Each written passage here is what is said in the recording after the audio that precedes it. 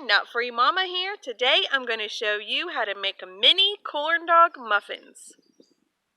Alright, let's start off with our ingredients. They're pretty simple. You need the 2 packages of the Jiffy mix plus the ingredients that they call for to make it, which is an egg and a 1/3 cup of milk for each package. And we are going to do 1 package at a time because I only have 1 mini muffin tin. So you also need a mini muffin tin, or you could do regular size if you want to do that. And then you need some hot dogs. So I'm going to use 8, and I'm going to cut those into 5 pieces each. And that should give me enough to make my 40 to 44, depending on how much I have left. So let's go ahead and get started. Preheat our oven to 375. Spray your muffin tin with cooking spray.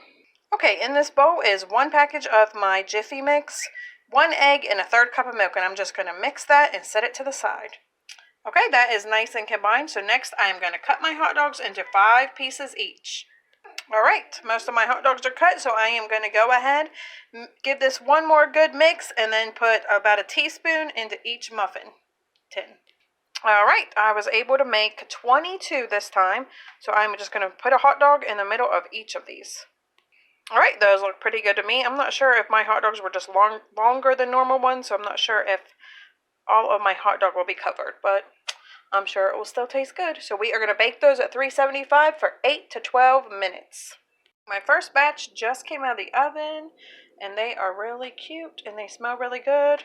And I was worried about my hot dogs being too big, but the muffins grow right over top of them. So we are going to let those cool for a couple minutes, and then I'm going to start my second batch. Alright, the rest of my corn dogs are finished, and my second batch turned out a lot better than my first batch. I just don't think I let them cook long enough, so be sure that you do let them cook long enough, and they're a lot easier to get out. And let me tell you, everybody's already eating them, so I think they were a hit. I hope you like them. Bye!